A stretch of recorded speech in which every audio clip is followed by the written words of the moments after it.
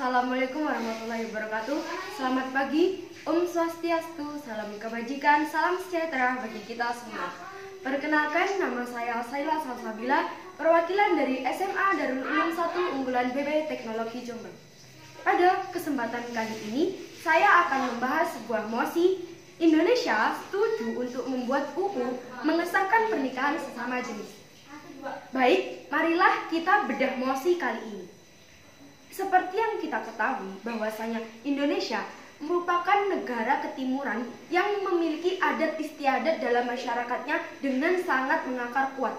Mengapa saya dapat mengatakan demikian? Karena seperti yang kita ketahui bahwasanya di Sumatera, Jawa, Kalimantan, Sulawesi, dan daerah-daerah lainnya memiliki adat istiadat yang telah menjadi norma dan aturan secara tidak tertulis yang mengikat dan mengakar sangat kuat pada kehidupan masyarakat di Indonesia. Kemudian, sampai saat ini, UU yang mengatur tentang pernikahan adalah UU nomor 1 tahun 1974 bab 1 pasal 1 yang berbunyi bahwasanya pernikahan merupakan ikatan batin antara seorang pria dan seorang wanita sebagai seorang suami dan istri.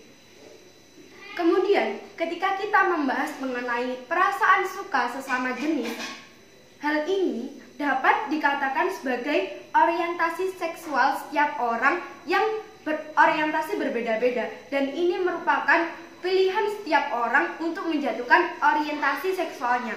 Namun dalam hal ini, ketika di Indonesia terjadi hal yang semacam itu, di mana laki-laki memiliki orientasi seksual sesama laki-laki, pun sebaliknya orientasi seksual tersebut kurang bisa diterima oleh norma-norma yang berlaku di masyarakat Indonesia. Yang kedua, hal ini dianggap sebagai penyimpangan sosial. Mengapa demikian?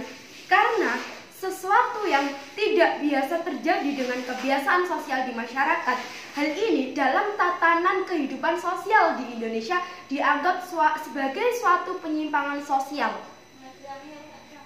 Kemudian, ketika kita membahas mosi, apakah Indonesia bisa menerbitkan UU yang mengesahkan pernikahan sesama jenis? Saya sebagai pihak kontra menyatakan bahwa saya percaya undang-undang ini tidak akan bisa diterbitkan. Mengapa demikian? Karena saya memiliki beberapa dasar. Yang pertama, Indonesia memiliki pengaruh adat istiadat yang sangat kental dan memiliki kearifan lokal yang sejak dulu telah ada di masyarakat Indonesia.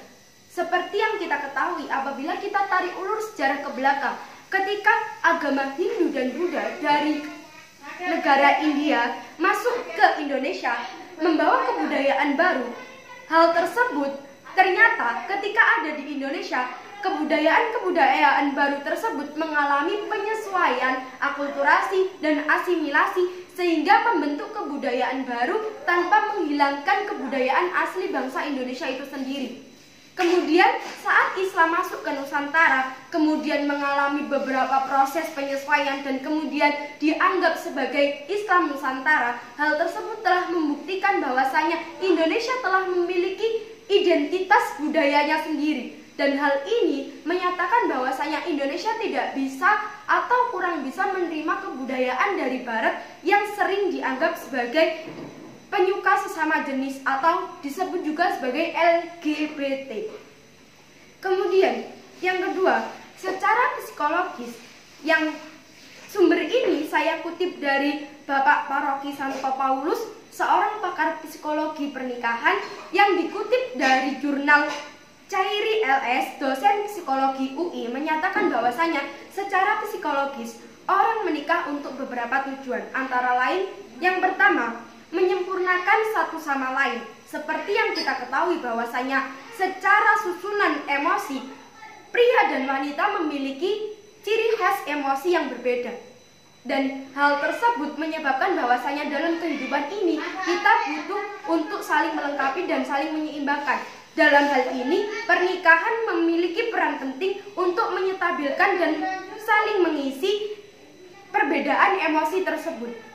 Kemudian yang kedua adalah tujuan dari pernikahan itu adalah berkembang secara biologis dan memperoleh keturunan. kita tahu bahwasanya pernikahan sesama jenis, laki-laki dengan laki-laki ataupun perempuan dengan perempuan, tidak akan bisa memperoleh keturunan yang sah. Kemudian yang ketiga adalah melanjutkan hidup dalam jangka panjang dan membentuk sebuah keluarga sebagai inti dari lembaga sosial. Dalam hal ini, pernikahan dan juga suatu keluarga yang dalam keluarga tersebut memiliki ayah dan ibu, memiliki peran tersebut. Lantas ketika pernikahan ini adalah pernikahan sesama jenis, bagaimana bisa peran ayah dan ibu dipegang oleh satu jenis yang sama? Dapat dimengerti maksud saya? Kemudian dalam perspektif agama juga dikatakan bahwasanya hampir semua agama menyatakan bahwasanya Tuhan menciptakan laki-laki dan perempuan untuk saling melengkapi. Dalam agama Islam kita mengetahui bahwasanya Adam dan Hawa diciptakan oleh Tuhan untuk saling melengkapi dan juga mengisi kekosongan yang ada di antara mereka. Kemudian dari agama Katolik juga dijelaskan bahwasanya pernikahan merupakan persekutuan hidup kasih antara seorang suami dan istri. Dalam hal ini dapat kita tarik kesimpulan bahwasanya pernikahan sesama jenis merupakan sesuatu yang kurang bisa dibenarkan di negara Indonesia ini sendiri. Mengapa demikian? Karena seperti yang telah saya jelaskan, bahwasanya saya mengambil dari aspek sosial, budaya, hukum, dan kerohanian masyarakat itu sendiri yang tidak akan bisa menerima pernikahan sesama jenis. Sekian dari saya. Terima kasih. Wassalamualaikum warahmatullahi wabarakatuh.